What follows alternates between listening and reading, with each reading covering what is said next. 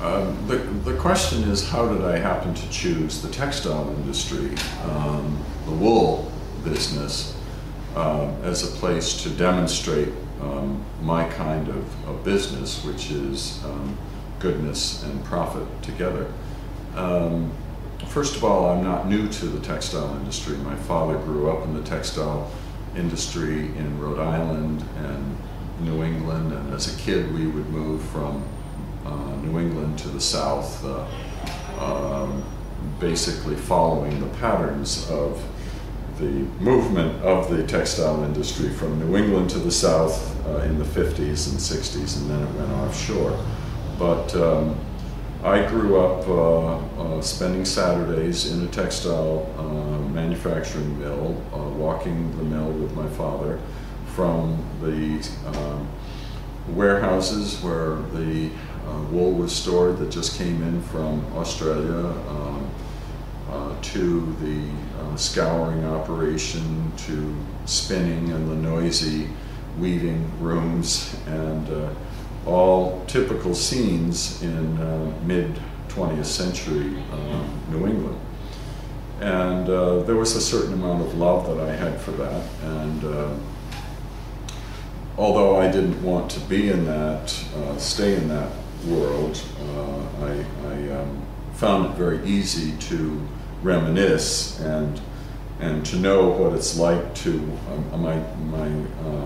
summer jobs were working second shift in the wet finishing department with manufacturing woolens and in Uxbridge, Massachusetts. So I have my, the aromas of a textile mill, the sounds of a textile mill, the feel of a fabric,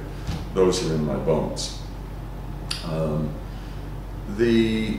second thing that gave me courage about a business is that I have been through the process of 38 years of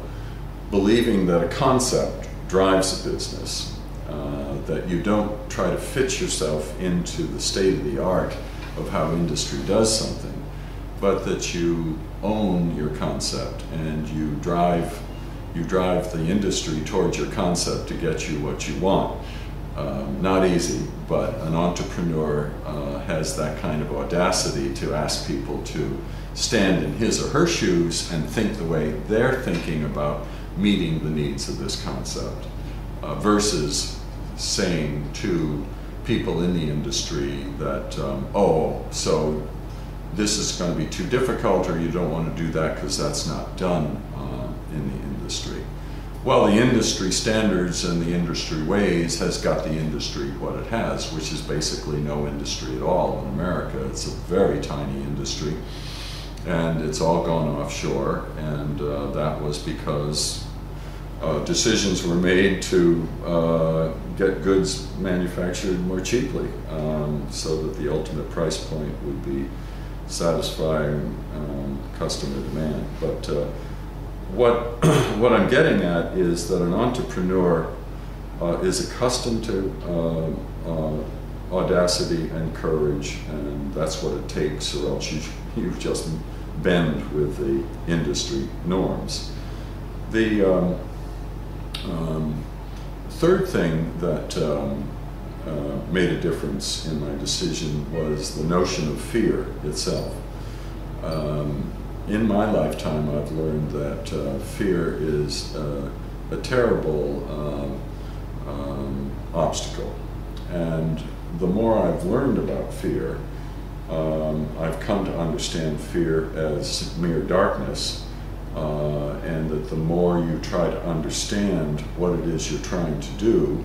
the more you seek information, and the more information you gather, the more the light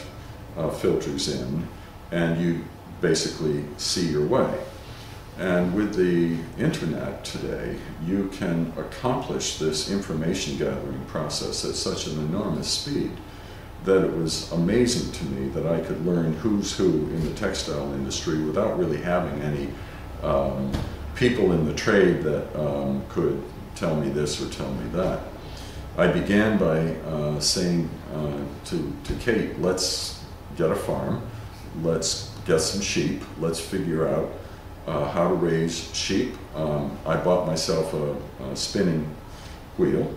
and I learned how to spin my own yarn, to card and spin my own yarn. So we spent a good year and a half, 2 years, just understanding the fundamentals. And once again,